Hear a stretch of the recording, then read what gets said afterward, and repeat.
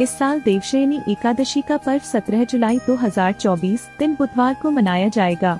इस दिन से देव यानी श्रीहरि विष्णु शयन करेंगे और सभी तरह के मांगलिक कार्य 4 माह के लिए बंद हो जाएंगे। धार्मिक शास्त्रों के अनुसार जब देवशयनी एकादशी पर भगवान विष्णु 4 माह के लिए शयन करते हैं, तब सभी प्रकार के मांगलिक कार्य वर्जित होने के कारण इन माहों में धार्मिक कार्य करना अधिक महत्वपूर्ण माना गया है। अतः देवोठनी एकादशी के बाद से ही शुभ कार्य आरंभ किए जाते हैं।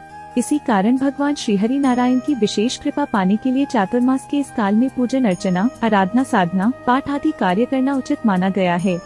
हिंदू पंचांग के अनुसार हर महीने में 2 एकादशी आती है, एक शुक्ल पक्ष में और दूसरी कृष्ण पक्ष में। आषाढ़ शुक्ल पक्ष की एकादशी को देवशयनी या हरिशयनी एकादशी कहते हैं। इस दिन से सृष्टि के पालनकर्ता भगवान विष्णु क्षीरसागर में 4 माह के लिए योग निद्रा में चले जाएंगे। अतः इस दौरान सभी शुभ कार्य वर्जित होंगे। इसे विष्णु शयनी, पद्मा, हरिशयनी, देवशयनी एवं शयन एकादशी के नाम से भी जाना जाता है। इस व्रत के प्रभाव से लोक में भोग और परलोक में मुक्ति प्राप्त होती है। व्रत न कर सके तो इस कथा को अवश्य पढ़ें या सुने। सतयुग में मानधाता नामक एक सत्यवादी एवं महान प्रतापी सूर्यवंशी राजा हुआ, जो अपनी प्रतिज्ञा का पक्का था और अपनी प्रजा का पालन अपनी संतान की भांति करता था।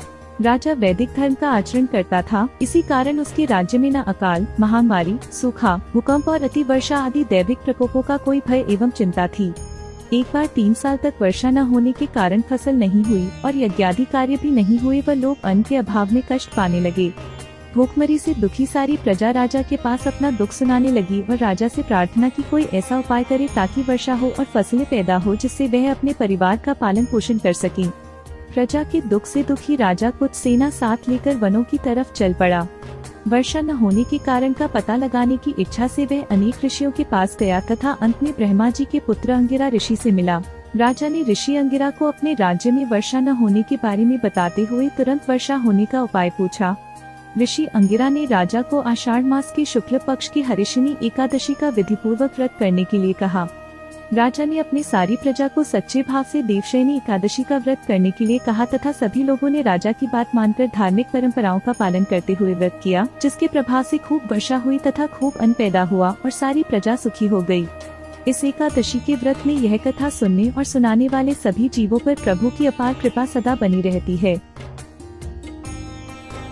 तो आनंद लीजिए भक्ति की अमृत धारा का और जुड़िए दिव्य सुधा के साथ और हमारे चैनल को सब्सक्राइब करना ना भूले।